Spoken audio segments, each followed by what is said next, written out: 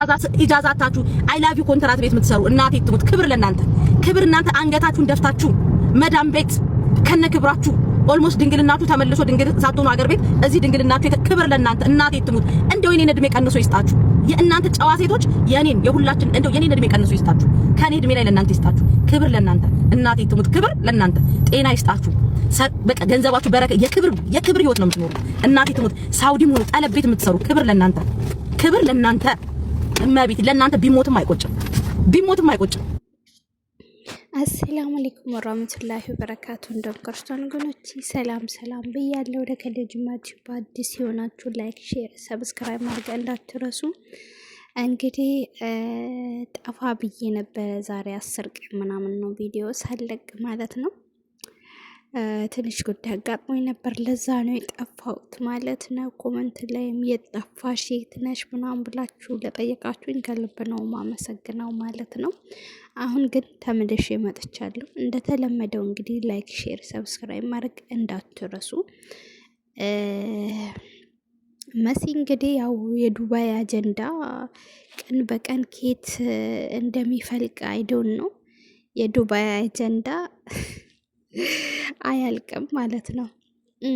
እና አንዲት ልጅ አለች ፌስቡክ ላይ ትተዋወቃለች። ፌስቡክ ላይ ከተተዋወቀች በኋላ ወደ 500,000 ምናምን እንደዛ ትከፍላና ዱባይ ታመጣዋለች ልጁ ማለት ነው። ዱባይ ደግሞ ልጁ እሷን ያጠመዳት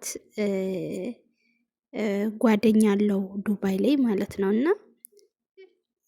በብሯ ለመምጣት ፈልጎ ነው። እኔ ቆይ እሱ ጓደኛ ካለው ሲጀመር ምን ለምን ተልከሰከሰ? እሷስ ያቺ ጓደኛው አታመጣው? ለምን ከዚች ብሩ መቀበል ፈለገ? ገባችሁ?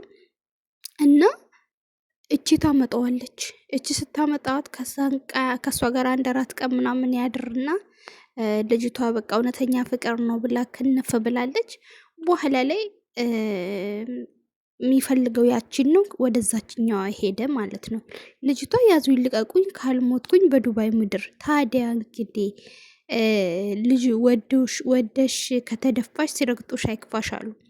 እና አንዳንድ ወንዶች ግን በጣም ነው የምትገርሙት። ወላሂ አላዚም በዚህ ዘመን ማለት ነው የሰው ሀቅ እንደምንም የታየበት ዘመን በጣም የሚያስጠላ ማለት ነው። እና በተለይ የሴት እንባ ያለባችሁ የየቲም በቃ የደካማ ሰው ያ ሰው ምንም አያመጣም ብላችሁ ያን ሰው የምትገፉ ሰዎች መጨረሳችሁ ምንም አያምርም። የትም ሂዱ ወዴትም ውጡ፣ አንተ እሷን እንዳስለቀስካት እሷ አምናይ ሊሆን ይችላል።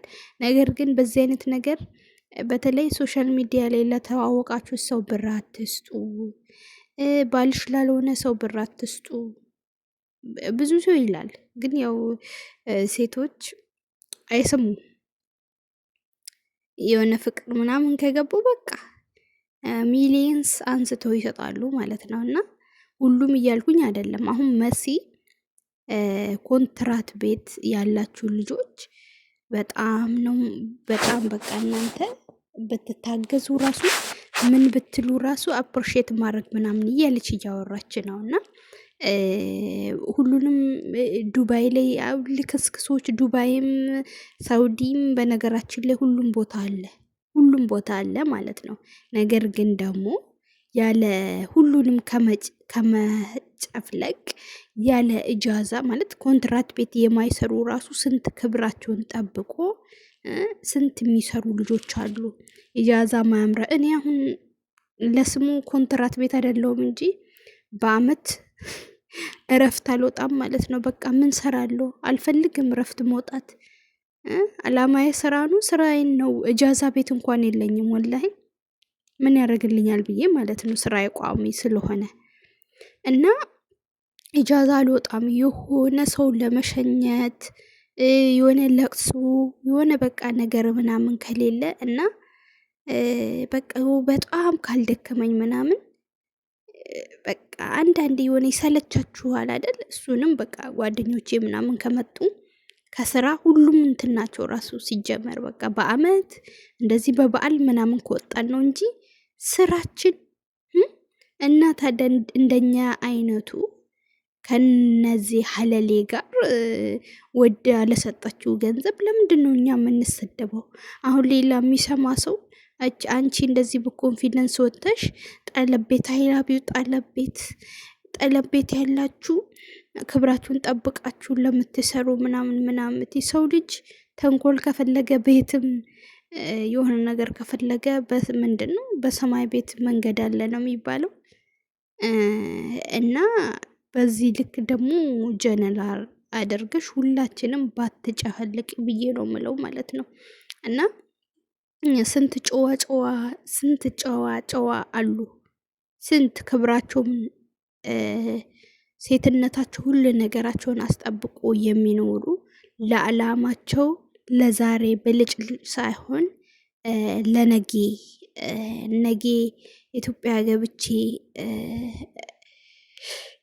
የምኖረው ህይወት ምን አይነት ህይወት ነው ብላ ክብሯን በቃ ማንነቷን ጥርሷን ነክሳ የምትሰራ በጣም ብዙ አሉና ሁሉንም በቃ አንድ ላይ አድርጋችሁ በቃ የአረብ ሀገር ሴቶች ጠፍተው የሚሰሩት እንደዚህ ናቸው ሊኖሩ ይችላሉ፣ የለውም እያልኩኝ አይደለም። እቺ ልጅ አሁን በራሷ ጥፋት ነው ይሄን ሁሉ ገንዘብ የተበላችው እንጂ ወዳ ነው፣ የራሷ ገንዘብ ነው፣ ፍላጎታ ነው፣ ፈልጋ ነው የሰጠችው።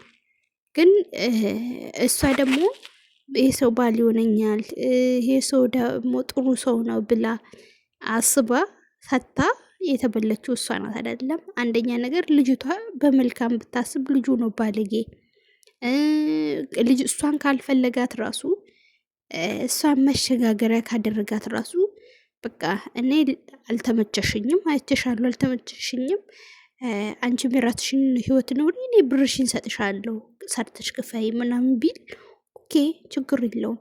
ነገር ግን ደግሞ በቃ በዚህ ልክ የሰው ገንዘብ አያስተኛም። በነገራችሁ ላይ ለዛሬ የሆነ እርካታ ያገኛችሁበት ምናምን የተደሰታችሁበት ሊመስላችሁ ይችላል። አንዳንድ ሴቶች አላችሁ በጣም ባለጌዎች ማለት ነው። እቺ ሴት ያቺ ምንድን ነው ሲጀምር በቃ ወንድ መቀማመጥ በጣም ነው የሚያስጠላው። ለላዚም ቃሉ ራሱ ሲደብር አሁን ያቺን እንደዛ አድርጎ አንደኛ እምነት ማለት ትልቅ ነገር ነው። አንድ ሰው እምነት ሰጥቷችሁ ንብረት ሲሰጣችሁ ራሱን አሳልፎ ሲሰጣችሁ ያቺ ሴት እኔ ነጌ እንደዚህ ያለ ማድረግ ምን አይነት ጋራንቲ ነው ያለኝ?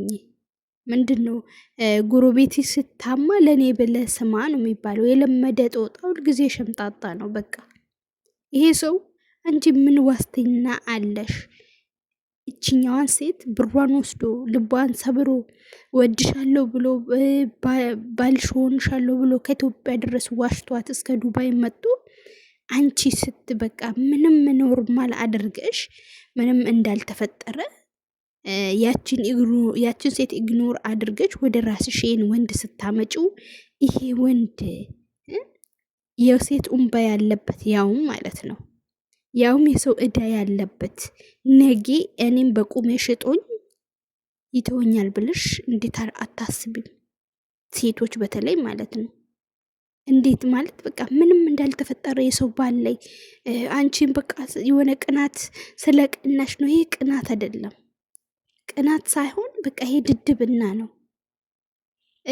ካልፈለጋትም ደግሞ የልጅቷን ሀቅ የልጅቷን ብር የመመለስ የእሱ ግዴታ ነው። አንቺም ደግሞ እንዲመልስ በቃ እሱን እስከወሰድሽ ድረስ ያው መቀማመት ቃሉ ራሱ እንትን እቃ ነው እንዴ ወንድ የሚቀማሙት ሲጀምር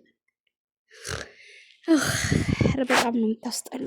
ለማንኛውም ማለት ነው ቪዲዮ ላይክ፣ ሼር፣ ሰብስክራይብ አድርጉ። ጠፍቻለሁ እንግዲህ አሁን ተመልሰናል። ከእናንተ ወደ እናንተ እያመጣን እንፈተፍታለን እላችኋለሁ።